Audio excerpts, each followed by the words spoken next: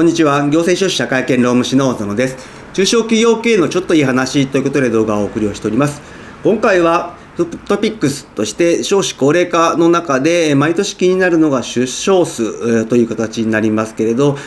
2024年においてもですね、新たな出生数の統計が発表されました。そしてですね、こちらまた結果から言いますと8年連続の減少で、出生数につきましては75万人といった状況になって、過去最小をまたさらに更新をしてしまったといった状況になっております。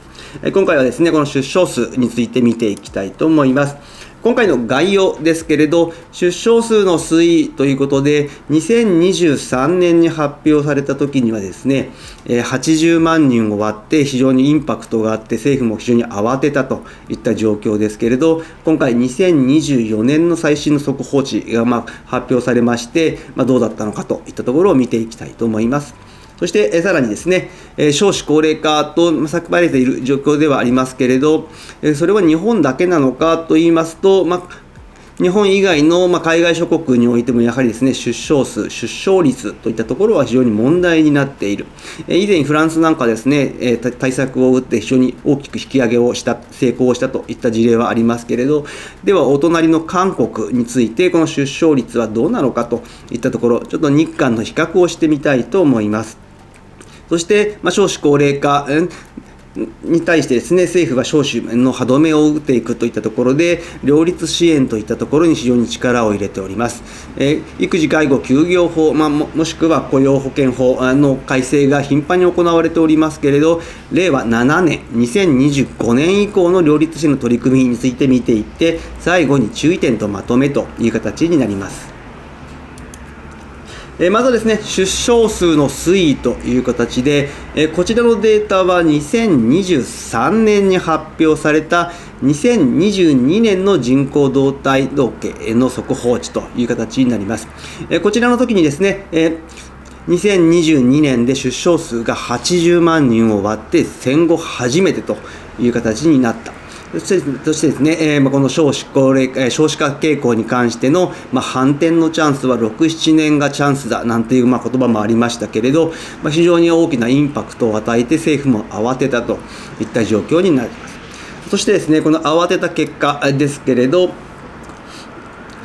子ども家庭庁というのをちょっと作ってですね、少子化対策に力を入れていこうといった形になっております。なぜ慌てたのかと言いますと、2017年当時ですけれど、出生数が80万人を割るのは2033年の見通しだったわけですね。こちらは国立社会保障人口問題研究所の中位推計の方の結果になるんですけれど、2033年の見通しだったのが想定が11年も早まって非常に慌てたといった状況になっております。そしてですね、子ども家庭庁というのを創設をして、少子化対策の、プランを作ったわけですけれど、さらにですね、直近の3年間集中的な取り組みの内容という形で加速化プランというのも作ったといった状況になっております。この加速化プランですけれど、大きく3つの柱を掲げておりまして、まずは若い世代の所得の増といった形ですね。両立支援もそうですし、最低賃金の引き上げなんかもそうですし、といったところかもしれません。そして2つ目はですね、社会全体の構造、意識の変化を促すという形で、やはりですね、子育ては女性、働くのは男性といった意識を払拭をして、やはり2人で夫婦ともに子育てをする、夫婦ともに働いていくといった社会意識の変化を促していこうといった取り組み。そして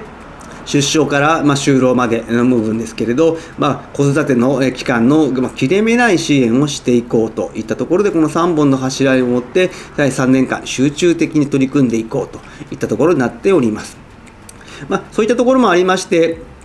2023年の10月から始まりました、いきなり始まりましたけれど、年収の壁突破パッケージなんていう形で、稼働調整をできるだけ緩和をしていこうといった取り組みも出てきている。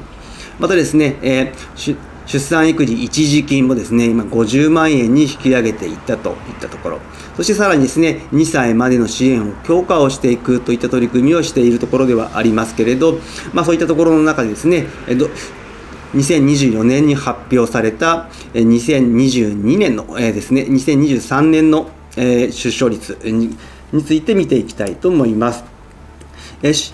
2024年の2月に発表された2023年分の出生数ですけれど、こちらも速報値ではありますけれど、2022年当時に80万人を割ったといって問題になって、2023年はですね、75万人といった形になっておりまして、8年連続の減少、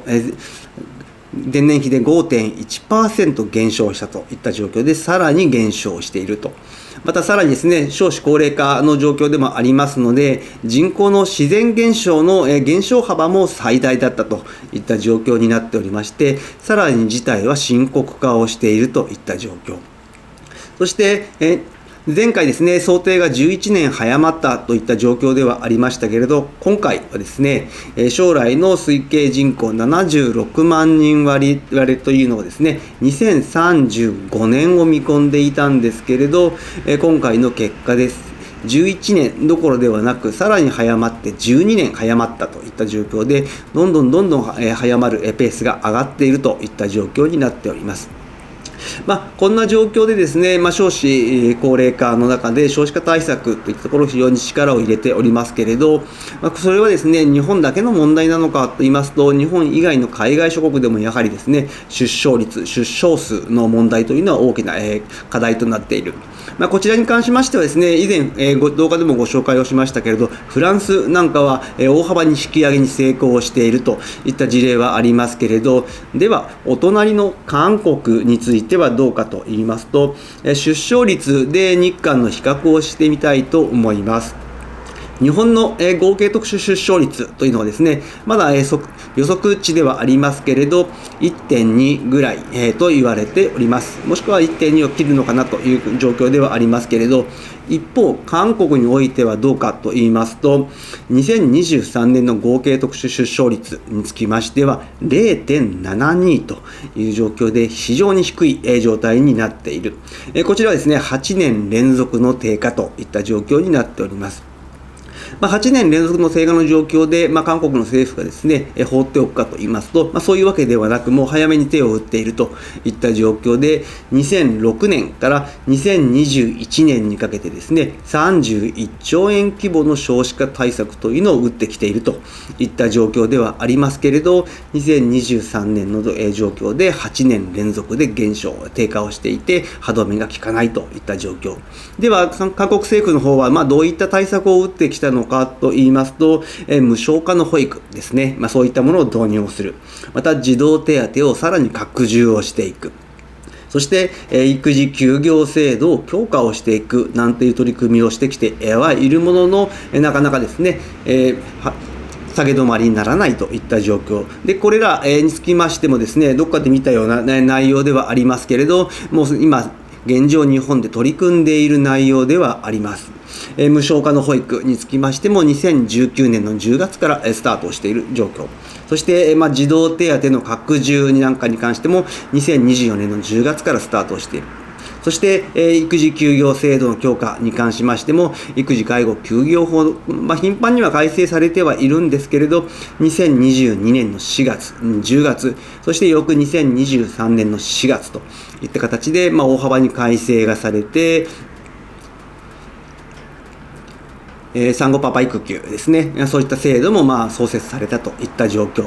こういった中で、韓国が打ってきた